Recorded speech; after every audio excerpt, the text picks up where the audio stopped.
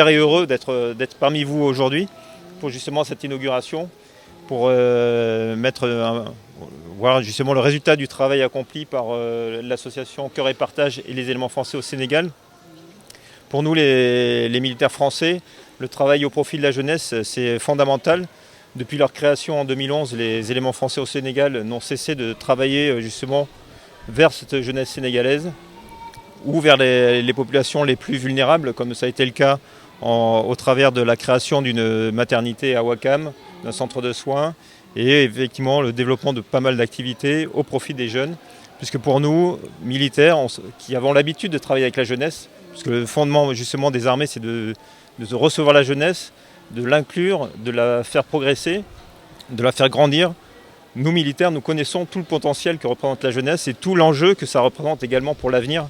Puisque finalement, l'avenir, c'est eux qui vont le dessiner, c'est eux qui vont l'écrire.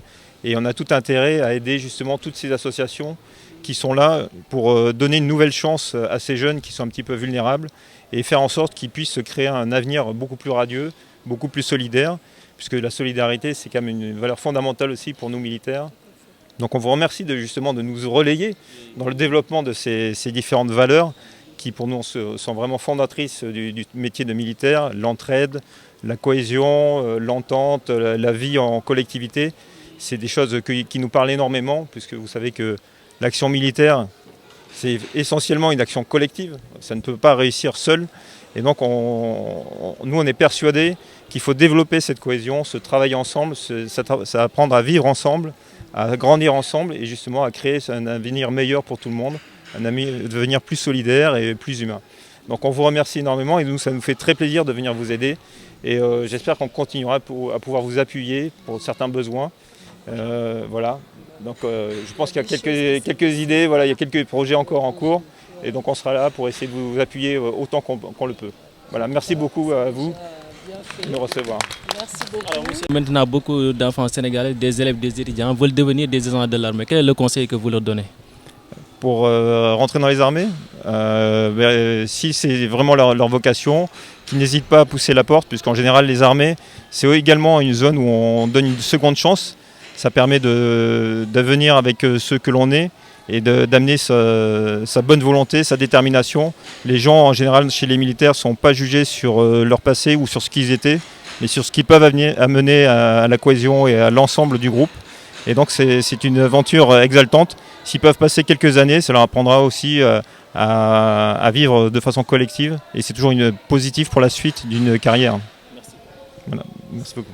Pour remercier le général Barat qui a fait la même école que moi à Saint-Cyr, mais 30 ans après moi. Alors, il est jeune, hein? J'essaie encore de tenir le coup, puisqu'on s'est retrouvés à faire.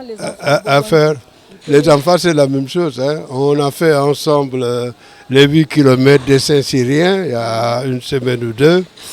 Mais c'est la deuxième fois qu'on se rencontre dans des problèmes, comme il a dit, de jeunesse.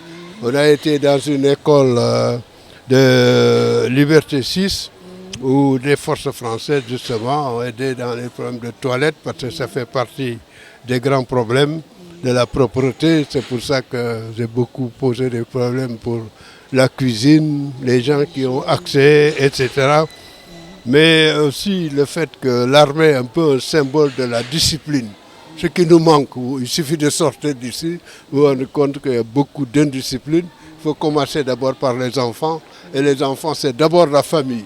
Et on a l'impression qu'il y a une démission de ce point de vue-là, parce que les enfants te tamponnent sans même dire merci, ou bien pardon.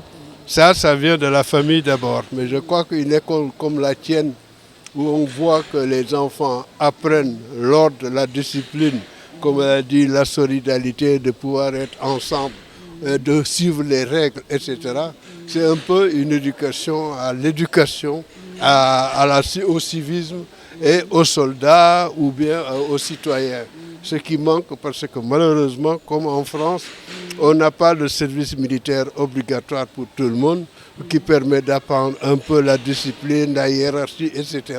pour des raisons budgétaires. Mais je pense qu'un service comme le service civique aurait pu prendre le relais prenant les principes de l'armée, parce que si dans ce pays il y a quelque chose qui manque, c'est d'abord la discipline. Et je pense qu'on ne peut pas être un pays moderne sans suivre des règles, et les Sénégalais sont un peu indisciplinés, je préfère le dire carrément. Ce n'est pas la première fois que je le dis. Encore une fois, je remercie le général, puisqu'il est très sensible, et je me rappelle également une troisième chose, il y a une infirmerie de Annette May d'Erneville qui est à Ouakam également. C'est les forces françaises qui nous ont aidés et on l'a inaugurée. Ça prouve aussi la symbiose qu'il y a entre les deux nations.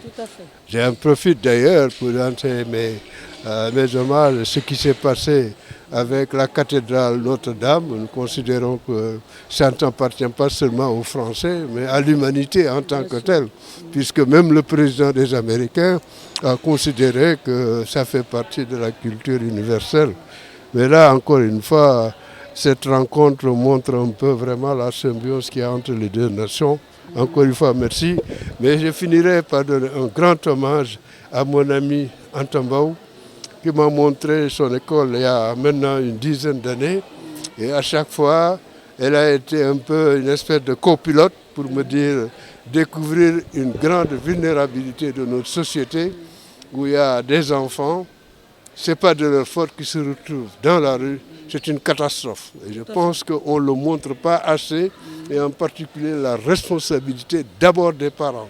On dit toujours le gouvernement, mais l'enfant, j'ai chez moi une plaquette qui dit que quand l'enfant parle, c'est sa famille qui parle. N'est-ce pas? Alors je crois que ça c'est vraiment très important pour demain, et ça, vraiment, au lieu de s'occuper seulement de ses enfants, elle s'occupe des enfants des autres. Et merci pour toi. Merci mon général. Merci. Okay. Bonjour tout le monde. Okay. Moi je m'appelle Omar Adama Diamanka. Je suis de la Guinée-Bissau et je suis un élève de l'Empire des enfants. Je vais à l'école Anne-Marie Zaouvé et je veux être un futur général. C'est ce que je vise pour être dans le futur. Et je suis très content de vous voir ici aujourd'hui, visiter l'Empire. Et merci encore. Mais Omar, pour être un futur général, il faut être performant et bien étudié. Est-ce que vous êtes conscient de cela? Oui, je suis conscient, il faut étudier et faire beaucoup d'efforts. C'est pour cela que l'Empire des enfants met tous les moyens possibles pour qu'on réussisse. Et nous aussi, on essaie de faire quelque chose pour que notre avenir soit meilleur. Et aujourd'hui, vous avez donc les généraux à votre côté. Quel est le sentiment qui vous anime? Je suis très content. Je ne sais pas comment le dire, mais avoir des généraux à côté et en général ici, M.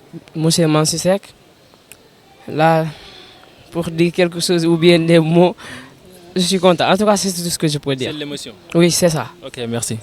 Merci aussi.